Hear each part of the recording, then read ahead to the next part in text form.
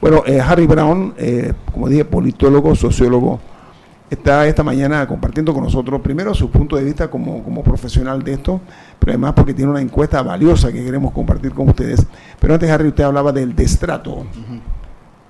Esa palabra me ha gustado mucho, quiero subrayarla. Cuando, el maltrato, la desigualdad, dos, pero sobre todo la discriminación que mucha gente siente, eso genera rencor, eso genera resentimiento social, que es uno de los puntos más peligrosos en cualquier sociedad del mundo. Uh-huh. ¿Me amplía sobre eso, si es tan amable? Sí, mira, el impacto de esto, ¿no? Sí, claro, estamos viendo el caso de Chile, uh-huh. Donde tienen un mes, creo que son 20, hoy harán 28 o 29 días un mes casi. De movilizaciones absolutamente violentas.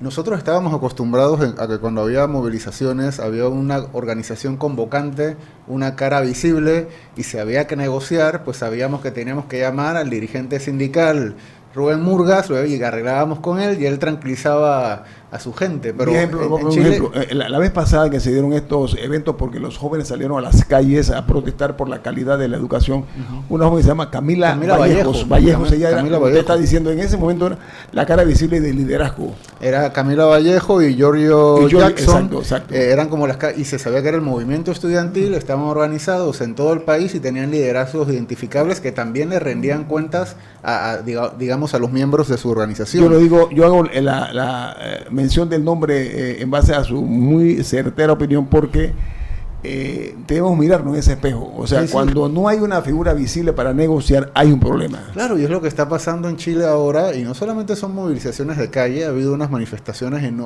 grandísimas, enormes en las calles de Santiago, pero sobre todo la movilización que ha durado un mes es una movilización violenta en la que están destruyendo todo lo que les sale por delante.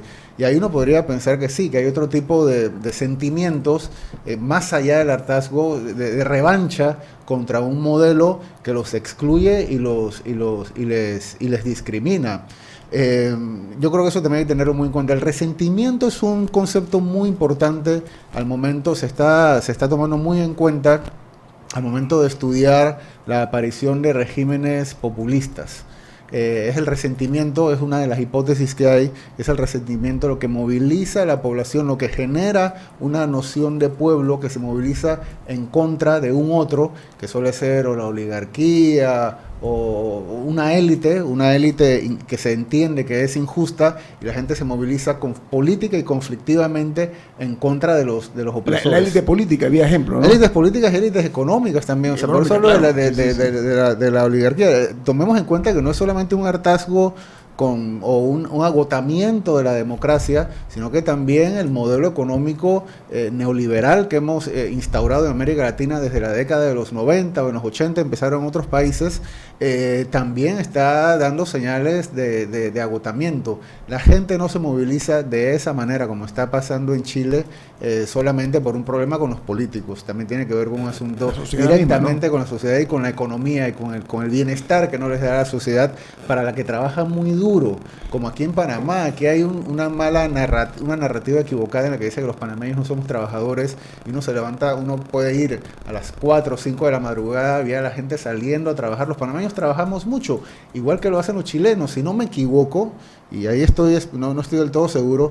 Chile es quizás el país de América Latina que más horas de trabajo tiene al día. Los chilenos son trabajadores igual que lo somos los panameños. O sea, la gente no es que no trabaja por lo suyo. Aquí hay gente que vive en Chorrera y se levanta todos los días a las 3:30 de la mañana para poder estar en su trabajo. Imagínese el hartazgo que tiene que estar cada día, estar 3 horas ida y vuelta para venir al trabajo. Y tal vez a tu familia. La necesidad de venganza debe ser enorme cada vez que estás en el tráfico atrapado.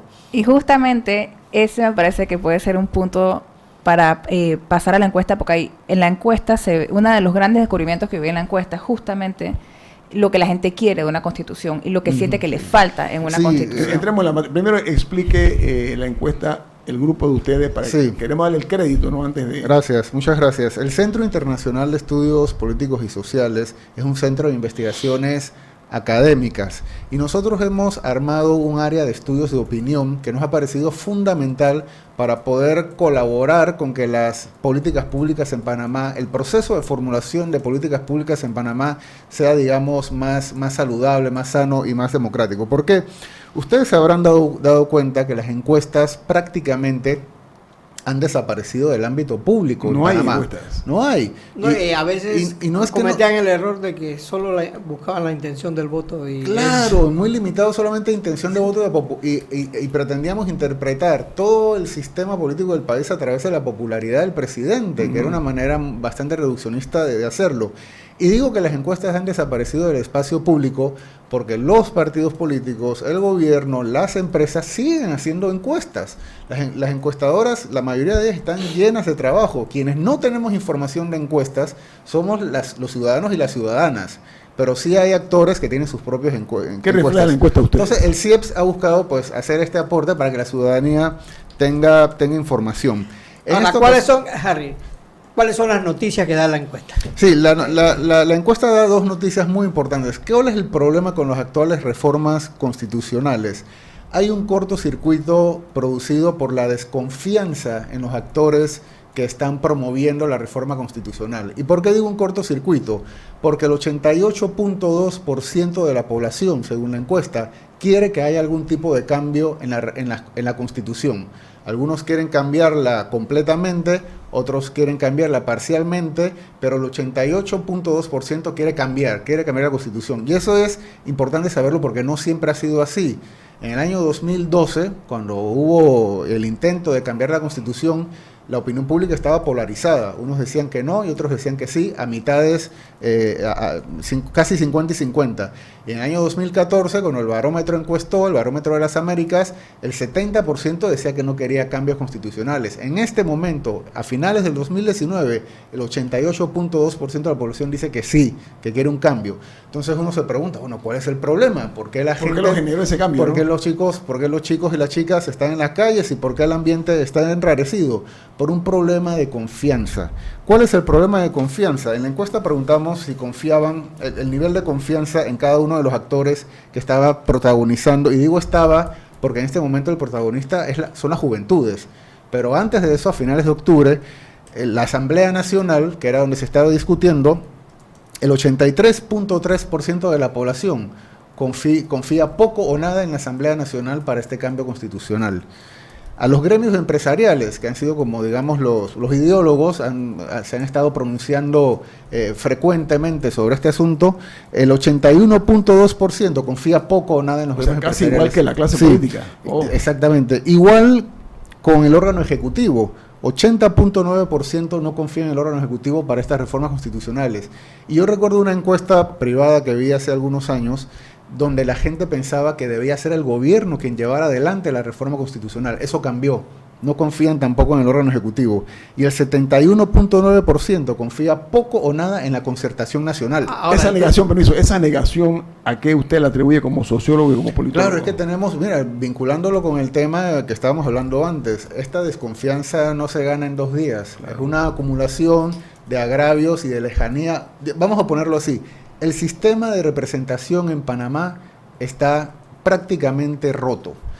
Que la gente tenga que ir a la Asamblea Nacional a decirle a los diputados lo que piensan, como está pasando en los últimos días, en lugar de que los diputados tengan vínculos representativos, estructurales con la población a la que representan, valga la redundancia, nos dice que la Asamblea Nacional no es para que suceda lo que está sucediendo. Está muy bien.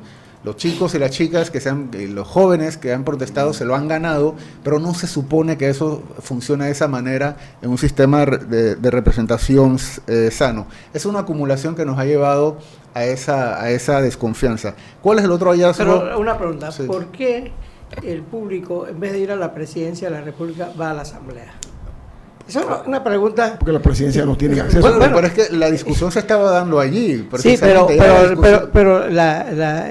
Harry, ¿tú te imaginas que esta encuesta tú lo hubieses hecho después de los Varela Vic? Ah, bueno, saldría otra cosa posible. Otra cosa totalmente distinta. El otro hallazgo que es muy importante de la encuesta es, le preguntamos se ha planteado una discusión bastante limitada, fue lo que se planteó, a solamente lo que llaman los especialistas los asuntos orgánicos de la Constitución, los poderes del Estado, el balance entre los poderes, qué vamos a hacer con el órgano judicial, que los fiscales van a juzgar a quién, ese tipo de cosas. Así que le preguntamos a la población, ¿ustedes para qué creen que debe servir?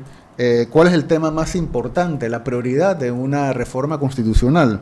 Y aquí la respuesta es muy clara. El 39.9% nos dijo que la Constitución debe reformarse para que defienda a los pobres. 39.9%. El segundo está bastante alejado. 14.9% dice que la reforma constitucional debe servir para limitar la corrupción.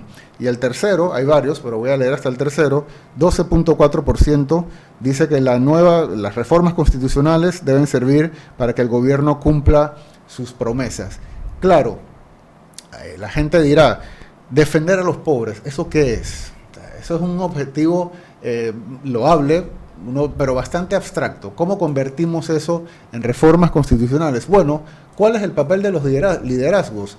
De la concertación, del órgano ejecutivo, y tengo que decir que las últimas señales que ha mandado el presidente Laurentino Cortizo van girando hacia eso. Ya él está hablando de otros asuntos distintos, está escuchando. Lo que tienen que hacer los liderazgos es escuchar.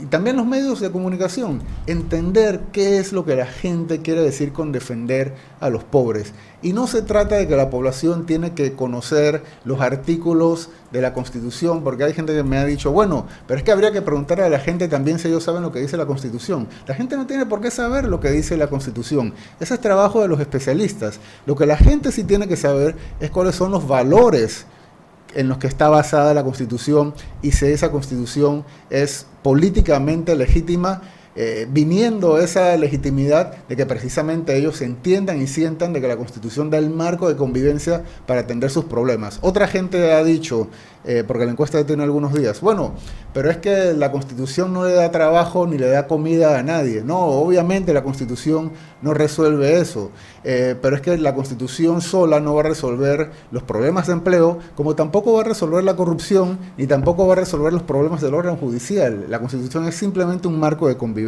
Tengo un corte comercial. Harry Brown nos está compartiendo aquí la encuesta que hizo CIEPS, ¿no? CIEPS, sí. Es el Centro de Investigación Internacional de Estudios Políticos y Sociales. El documento de la encuesta se encuentra en nuestra página web, cieps.org.pa. CIEPS, cieps.org.pa. Allí está el documento del que estamos hablando con todas las gráficas y la reflexión. Muy bien, vamos al corte comercial. Están escuchando Info Análisis, un programa para la gente inteligente.